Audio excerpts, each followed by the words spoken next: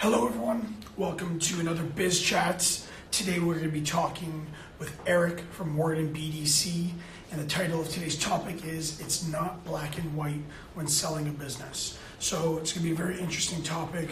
Love to get his feedback and his advice and guidance and insight on this.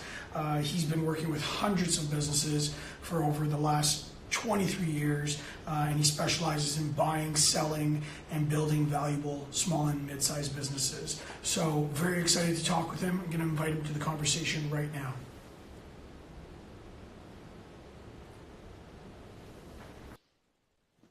Hey, Nunzio. Hi Eric, how are you? I'm great. Yourself? Good, can't complain. Excellent. Perfect. So I just did a little intro, letting the audience know who you are and what you specialize in. So right off the bat, we're going to get into it. Maybe you could tell us a little bit more about Werdum BD and what you specialize in on a more granular level. Okay, Werdum BD, we're self-described as an M&A, a boutique M&A firm. We can do anything a business broker can do, and actually a whole lot more. We're not business brokers per se. We tend to focus on the, initially anyway, the preparation side of getting the business and the owner ready for sale, and then at the right time, we bring the right potential buyers to the table. So we interact on the level of, initially helping an owner actually determine what in fact they'd really like to have happen, because oftentimes owners don't have enough information initially to really determine what the possibilities are, and I guess that's part of what we're going to talk about today. But the reality is, we will help them determine what the possibilities are, what the various kinds of opportunities are out there for them, help them decide on what is it that they truly want to have happen, then help them achieve that goal. And that makes sense, and I think that's why your topic today is so interesting. Even from the title itself, it's not black and white when selling a business. And I think a lot of people, I see it on both ends, but I don't see a lot of people in the middle. So I see people thinking that it's really difficult and very complicated, where they don't even want to sell. They rather just shut it down and retire, for example, or on the other end, where they think it's very, very, very simple. I'm just going to put up my business for sale and find a buyer tomorrow. So this topic, I think, is going to do a great job educating people about that gray landscape of what it takes to sell and create a valuable and sellable business 2, 3, 4, 5 years out the gate. But let's get started, Eric. So the first question is, what do you mean by the title of this Biz Chats today? It's not black and white when it comes to selling a business. What do you mean by that? Well, essentially, you have almost an entire generation of owners, folks who are, typically what we refer to as boomer age, born between in the 50s, the 60s, and essentially they are in a position to make probably the biggest sale that they're ever going to make, and they're likely the least prepared to do that. So in many, many cases, almost all the cases, they've never sold a business before. They've created a business. They've, started with an idea. They've, picked up all the business acumen along the way. They've worked at and put their heart and soul and passion into, a particular business for 20 or 30 or 40 or even 50 years. But, they're at a point now where they believe that their options are to sell or not to sell, which is not really the case. I mean, there's lots of choices in between. They don't know what they don't know is essentially what we're talking about. I agree with that. Okay, can you give us some examples of this gray landscape? Sure. It starts with somebody says, I need $3 million for my business, and that's it. And typically they came to that figure because of perhaps something they'd heard from a friend, or they got some advice along the way that said the business is worth 3 million, but they have no idea whether it really is or it isn't, and it's only worth what a buyer really believes that it's going to be worth. So if you think it's worth that, then you'd better put together a good case to prove to a buyer that it's actually worth that kind of money. The reality is, again, they don't know what they don't know, and they think that it's just kind of one way or the other. What they don't realize is that there's a lot of things that can happen between the black or white space. There's the whole gray landscape. They could do a partial sale, for example, where they could potentially sell a percentage of the business, stay involved, and actually in some cases where somebody does a partial sale, they'll take some money up front, they'll get their quote-unquote chips off the table. Maybe they sell 70% of the business and they continue working with the new buyers. And when the time comes for the new buyers to potentially sell the business down the road or buy them out, the remaining 30% could conceivably be worth more than what the original 70% was worth. So there's a whole other way of selling the business that they weren't necessarily aware of. Got it. Okay, and that was actually my next question. If you could dig into what a partial sale is a little bit more, maybe the audience would like to know exactly how that looks. Well, somebody can come along and say, we're interested, and there's again, not black or white, very, very gray, lots of different ways that a partial sale could look. I mean, it conceivably can be somebody who comes in and says, hey, I want to partner with you. Let's go 50-50 on this business. I'll bring in some money. I'll bring in some expertise. I'll bring in some energy, some blood and sweat and energy, because the owner is, for example, 70 years old. And in some cases, the owner knows what could be done to take this business to the next level and make it significantly more valuable. But, they're 70 years old, and what many have said to me is, Eric, I know what to do. I know where the opportunities are. We have lots of ideas on the back burner. I even know where we could make acquisitions, but unfortunately, I've run out of steam. Yeah. So what happens is that somebody maybe in their 40s comes along, buys into the business, brings that that energy to the table and helps works with the existing owner to move that that business forward. It could be a place where you go to a different direction, where someone with a lot of money comes along, and there are folks out there that are looking to invest their money. They want to be involved in the business to a certain extent, but they only want to do what is necessary to move the business forward and keep the owner comfortable. And they turn around and they say, look, we're going to buy 25% of your business right now. We're going to help you increase the value of the business, and then we're going to buy another 25% at an increased value. We want to work with you through the process. And then we're going to buy, another 25% when you've reached the next goal. And yes, we're going to pay more for that because we want to help you drive the business where it could be, and we're willing to pay the higher price because we're not necessarily in the business of actually growing a business. We're in the business of taking your, call it a $5 million company, and we'd like it to be a $10 or $15 million company, and that's where we want to do a final sale, is in buying a $15 million company. But we believe you have everything that it takes in terms of experience and connections and expertise. Maybe you're lacking a little bit of funding. Maybe you're lacking, perhaps some operational help. Could be, a number of different things.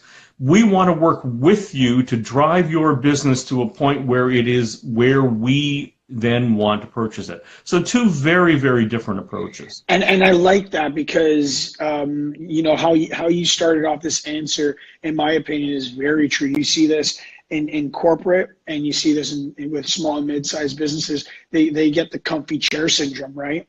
Where they're comfortable, they're making enough money where they're happy, their lifestyle's happy, but they're just status quo, right? They're on cruise control. Exactly. So having that third party or partial buyer come in there and ignite them with a newfound passion or purpose or just energy in order to increase the valuation of the business. I think is a win-win, right? So Nuzio, I'd like to suggest that, sometimes we'll ask an owner, what would you think if you could only do the things that you love doing? You could grow the business, because the first thing that stops them from wanting to grow the business initially is that growing the business means more work, and they've reached the stage in their lives where they don't really want to do any more work. But what we suggest is, what would happen if you didn't have to do anything you didn't want to do? Other people were in place to take care of the admin and take care of all the things and the operations and the HR and all that, and you only did what you got into the business to do originally. Would that make you happy? And people tend to look at you and their eyes open up real wide and they say, wow, I didn't know I could do that. Again, this is part of the, it's not black or white. It's a very gray landscape. Yes, you do have that opportunity to have other people come in and take over the responsibilities that you don't want to deal with. Great, love it. All right, next question here. When should an owner begin preparing their business for a sale? In a perfect world, in a perfect world, the day they start the business, but that isn't always the case. So, 3 to 5 years before. I mean, the time frame is shrinking a bit, and you've got, as I said, a generation of folks that the average age of a boomer business owner is, by the way, about 69 years old. So there's a bit of an element of running out of runway, and so 5 years might not necessarily be realistic. And the fact of the matter is that you can potentially sell your business in a year or two if you're lucky, but you're going to give something up. You're absolutely likely going to give up, the increasing the value of the business. You're likely going to be giving up the opportunity for selling at X amount of dollars because the business isn't quite ready for that. But the potential is that yes, you could sell it quicker, but there's a price to be paid for doing that. So if you want to maximize, you've spent 25, 30, 40 years growing a company, and for whatever reason you reached a point where you kind of leveled out, and you did that for 5 or 10 years, and now you're saying to yourself, gee, I really need to start making up for lost time, then, it's dependent upon what exactly you plan on doing, and truthfully, how much effort you're planning on putting into doing it. So sometimes, you get somebody who has been on cruise control. They've been, moving along at $6.7 million a year for the last 10 years for a variety of reasons. And all of a sudden they realize, oh, wait a second, I can take this business over 10 million and then it's going to be worth significantly more. And what's part of the best part of my job is getting someone re-energized and re-passioned about their business. And it's so exciting to see somebody who cannot wait to come into the office again in the morning, doesn't want to necessarily leave at night, and they're just stoked and ready to grow that company to where they know it could be. I agree with that. I'm aligned with that one for sure. Okay, so next question I think is pretty important. So what's your take on family succession? So I think many business owners out there assume or think their kids are just going to take over. So what's your take on that?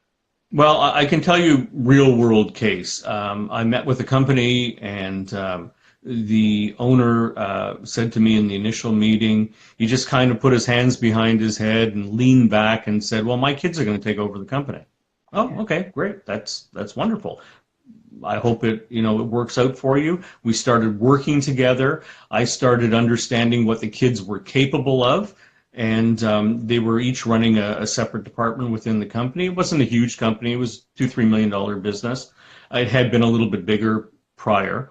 But after having worked with these kids, I sat down with the owner and I said, I'm not so sure this is actually going to happen the way you think it's going to happen, because truthfully, they're not qualified to take over this business, and they wouldn't be qualified for a long time. So, the owner thought about it, and, we continued working together. And then there came a point after about a year and a half where he said, well, I've decided that my kids are going to take over the business. At which point, what I said was, well, good luck, because they're not capable of doing it. And as much as you would love to have them do it, that isn't always going to work out. Now, that's kind of one case. There's other situations where owners think the children are going to come into the business, and I've said to owners on many occasions, let me tell you a short story where an owner brought their son into the business. He had an accounting background, and the owner, wanted him to take over the company. And the first thing the son did was he started working on getting ready to sell the business. And, because he had zero interest in actually working in that company. If he had, he would have volunteered and he would have gotten involved. And every time I tell that story, to another owner, they will look at me and say, oh, gee, Eric, I know somebody just like that. Well, everybody knows people like that because, the generation prior, our parents' generation may have successfully taken over a business from, perhaps our grandparents, but times are very, very different right now. And, what you hope for and what will really happen is two different things. I have three questions that I typically ask an owner when they say to me that their children are going to take over or a child is going to take over the business. And the first question typically is, have you asked them? Well, what do you mean? Have you sat down and talked with your son or daughter and asked them if they want to be involved in the business? And oftentimes, surprisingly, the owner will say, well, no, I just thought that they would. The second question is, are they qualified? Well, my son or my daughter, they work in the company, they can do this, but they can't really do that. And the reality starts to set in. And the third question is, can they afford to buy the business? Well, what do you mean? I said, well, you're not going to give them the business because the old joke is, how do you give your child a $1 million business? You start with a $3 million business. And, unfortunately, the statistics are far and away much greater against the success of the next generation taking over a company. It just doesn't happen. And that's been like that for decades. Now you add into that it's a different world that we're living in right now. A very, very different world. And the children's generation is very different than what our generation was. So the odds are it's likely not going to happen. And I can agree with that from our end. We see that as well. Family succession is definitely on a dip. Sure. All that said, I see an awful lot of smaller businesses closing their doors for many reasons, some of which is that a child won't be coming in. And I would encourage an owner, I know it sounded like this is never going to be successful. However, I would encourage current owners to look around the family, or even look around the employees who are essentially your work family. And there may be someone there. There may be someone that you did not realize was in fact capable with a little bit of mentoring and coaching and assistance. There could be someone out there.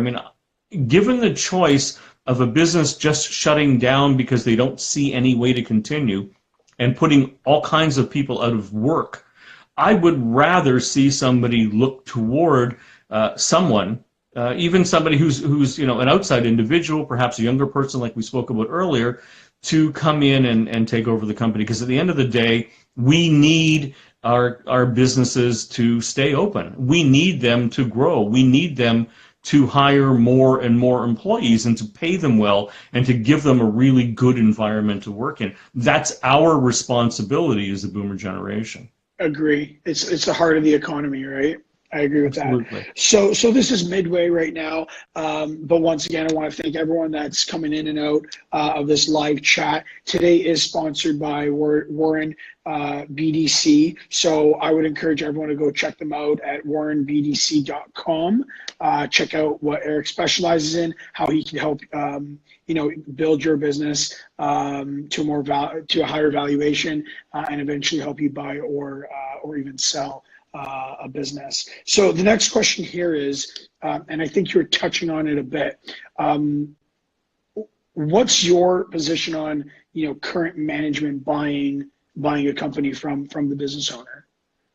It's interesting. It falls into a similar category as children taking over, and I honestly believe that while I would like to see that happen, Typically, if there was somebody within the management who could take over, they likely would have already raised their hand, but they've not. And just because you're part of a management team doesn't necessarily mean that you can actually, lead the show. I urge all owners to look absolutely at the staff and see if there's a rising star in there. But, the other cautionary note is that, let's say for argument's sake you have a management team of 2, 3, 4, 5 people, and you decide that, or they decide that they want to do kind of a management buyout. Rarely do they have the funds, even collectively, to do the buyout properly. And you all of a sudden, for argument's sake, let's take the scenario where 5 people decide that they want to take over the business. Well, you potentially have 5 leaders. And not a lot of good can come out of having 5 different leaders. So while it's a nice idea, it's a very slippery slope and it's dangerous. I wouldn't put it out of possibility, again, because I think it's necessary. But if, for example, there was a way to bring in a leader, perhaps even someone who didn't necessarily have a history with the management team and who could operate autonomously, that is one possibility to look at. But I don't think it happens as often as people think it might happen, and it doesn't happen for a variety of reasons. Got it. Next question here: what should an owner be thinking about for a successful sale to occur?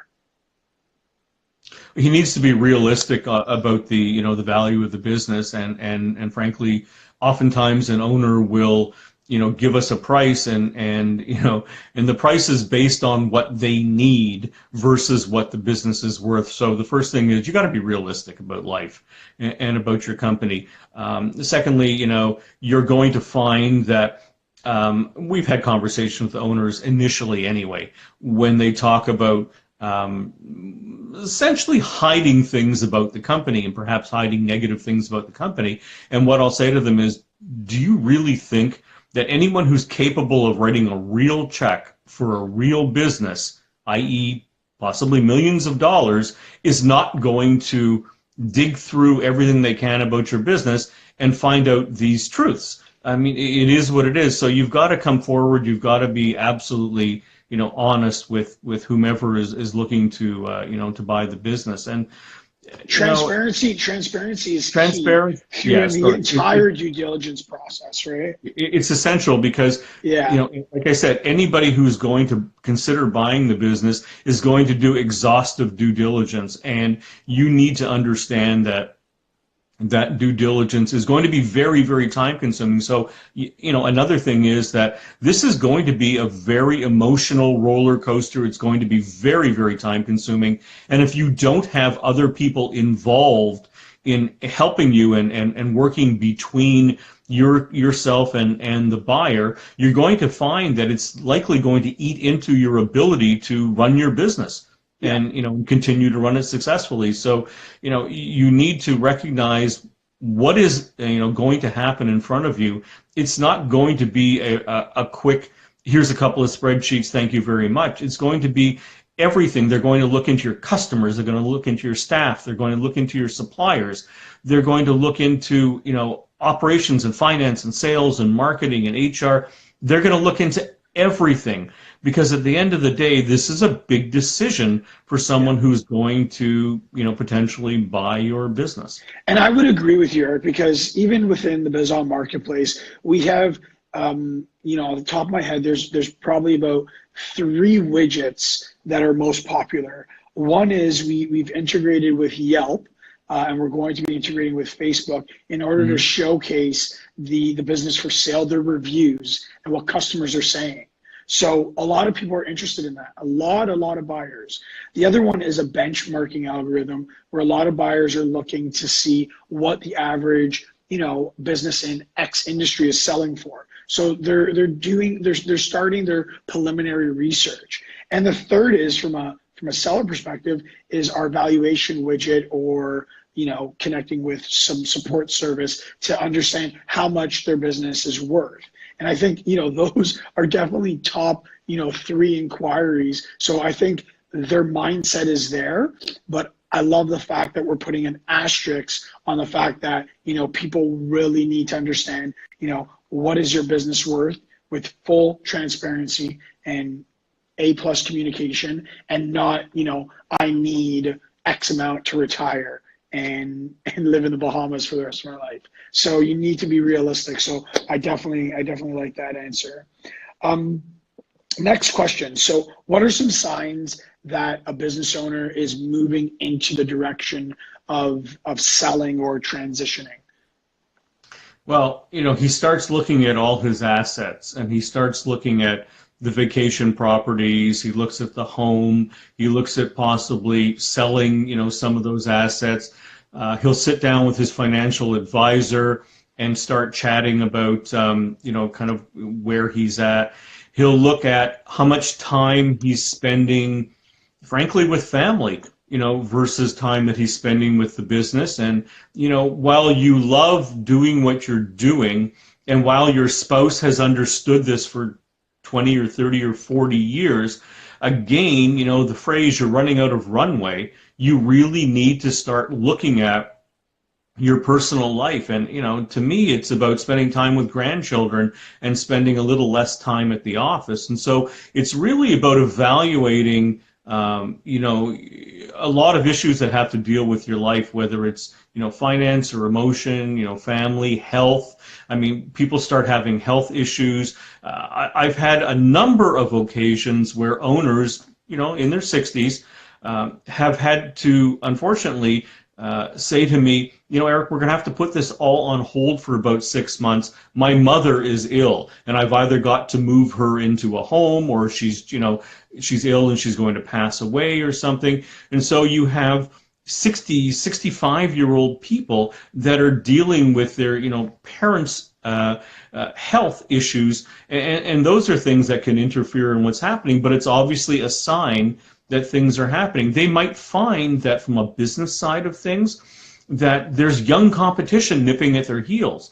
And, their industry is changing because of technology. The world around them is getting very, very different. It's progressing. As much as you may not want it to progress, it does anyway. And so your entire personal life, your business life, it's all going through a state of transition, basically. And so the idea of transitioning you personally out of the business is something that is coming at you from all different sides, and you have no choice but to start dealing with it. You know what? That's great that you say that, because I was actually on a panel, and one of the panelists with me, his name was Jeff Noble from BDO, and he had a whole discussion about voluntary exit versus involuntary exit, and how you want to prepare and plan an exit, because sooner or later that decision is going to be personal, whether it's, oh my God, I need to sell right now because I'm sick, or a divorce, or a death, et cetera, multiple reasons. So I guess, what I'm trying to say here is, no matter, what stage you are in your business, I think you should be leaning towards preparing and planning for a voluntary exit, because sooner or later it's going to become involuntary. And when that happens, you have a lot less leverage on the value of your business. Either you're going to make the decision, or the decision will be made for you. Exactly. But either way, you're going to transition. There's no ifs, ands, or buts about it. That's just life. Exactly. Great. Okay, so next question here. What might happen if they don't get started? Right? I know we're saying, at the end of the day, they're going to, transition, but I guess, is the answer that they're just going to close down? Like, well, what happens? Typically in smaller businesses under 3 million, 1, 2, 2.5 million. And there's a reason why they're under 3 million, because once you get to the $3 million mark, you typically have to bring in some semblance of management. It's less about the business totally revolving around you. And so owners oftentimes will keep it, 2.5 million, because they've decided that they can wrap their arms around it, they can control it, and that's the best way that they wish to spend their lives. And so they've got a $2.5 million business. They have a choice of beefing it up a little bit, and selling it, or they can close the doors. And I'm, really passionate about this because, as we spoke earlier, they decide that they want to close the doors. A typical business, couple $1 million company, has 15 employees.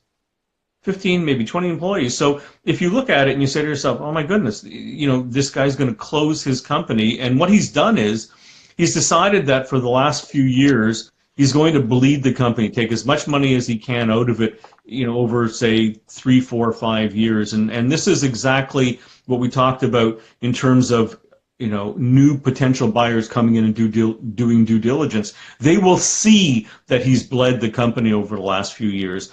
And the owner will think that if he does this, he's going to take as much as he can out and then just close the doors. And so he puts a whole lot of people out of work, and that impacts a whole lot of families.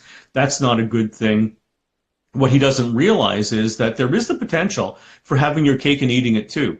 You can, if you do it right with the right advice, you can not only have all that money that you bled out of the company, but you can have a whole lot more and keep the company open and sell the business and keep people employed.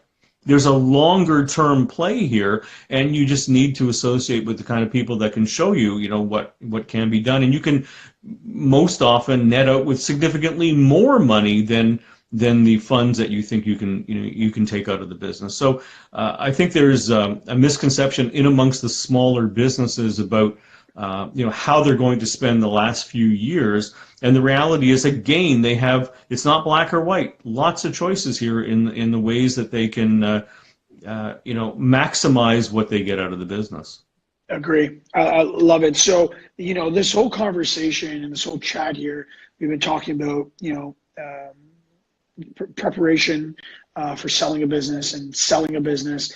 But the last question here is, what happens after a business owner has sold their business or transitioned?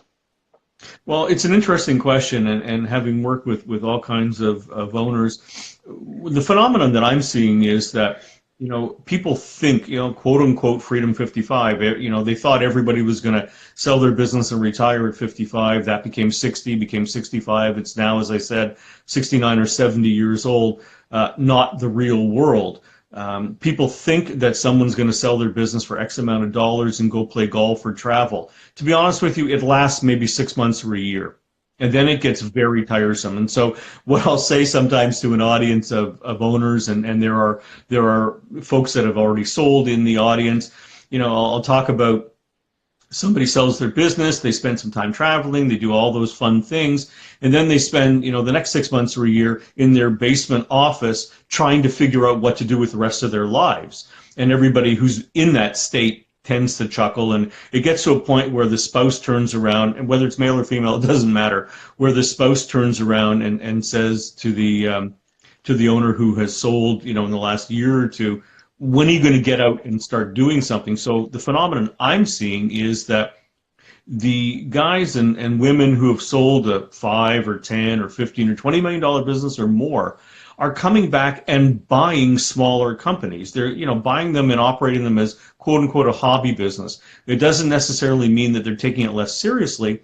What it means is that they won't devote 24/7 like they did to their old company. They'll buy a $3 million business, or maybe two or three $3 million businesses, and make a $10 million company. They'll make sure there's the right management. They'll make sure that they provide their expertise. An advisory role. Absolutely. And so it's a hobby. I like it's that. a hobby to them. And so they're coming in and they're basically saving a lot of these companies and taking advantage of their expertise that they've grown over 30, 40, 50 years, growing the businesses, taking them to a certain size, and then selling them or flipping them, and maybe coming back and buying another one. So I have a lot of faith in the generation of folks who have already sold coming back and buying a number of these businesses. And that's essentially how they're spending their time. They're doing philanthropic things. They're doing, they're mentoring. I mean, there's just a ton of folks who have sold their businesses who have wonderful, wonderful expertise and are passionate about sharing it. I mean, they're absolutely passionate about sharing it. Yeah. And oftentimes they run into the challenge of owners. You know, sometimes they'll go and try and spend time with, you know, with older owners, and they find them somewhat reluctant to take their advice. They'll spend time with younger owners in startup scenarios, and sometimes find them reluctant to take their advice. So, you know, you've got a whole slew of folks that are sitting on a ton of information. And, you know, the result is, well, maybe we should just, you know, get together. They're building their own portfolios of 1 or 2 or 3 or 4 companies. What they're also finding is that putting their money in the stock market or in funds or what have you is maybe not the safest thing to do. And so you get, and this happens a lot, you get owners with significant funds, tens of millions of dollars, who come to us and say, you know, Eric, we're looking to buy below the radar $3, $4, $5 million companies. They don't have to be sexy. They don't have to be high tech. They don't have to be anything fancy. We just want good, solid businesses that have cash flow, that have customers, that, you know, that have staff. Those are the companies, and that's where we think we're going to get the best bang for our buck in terms of, you know, really managing our money over the next, you know, into the next generation and the generation after that. I really like that. I really like that a lot. Okay, well, that brings us to the end of our biz chats. The way I end every biz chat is with a rapid fire 3 questions. One is, what was the last song you listened to? AC/DC, Highway to Hell. What was the last movie you watched? I watched Wind River. All really, right. really good movie last night. All right. And what was the last book you read? That's a really good question. Other than my own book? I was just going to say, your own, right? You want to tell people what that's about quickly? Oh, sure. It's called Moving Forward, and it's getting the triple effect, which is basically what you have to do to sell your business for 3 times more and sell it 3 times faster. Perfect. And where can they get that? They can get it at Amazon. Okay, perfect. .ca or .com. Perfect. Well, that brings us to the end. I want to thank you for being our guest today, and also thank your company, Werdum BD, for making this all come together. Like I tell everyone, all our segments are recorded and uploaded to Bizon's YouTube channel. So if they didn't have time to watch it live, you could watch it on demand and share and like it and comment, whatever you like to do there. But we will be back with another expert guest next week. And my little plug, if you're looking to buy or sell a business, check out mybizon.com. Thank you, Eric, and thank you, everyone. Thank you. Okay, all bye, right. Eric. Have a good one. Thank you. Bye. You too. Take care.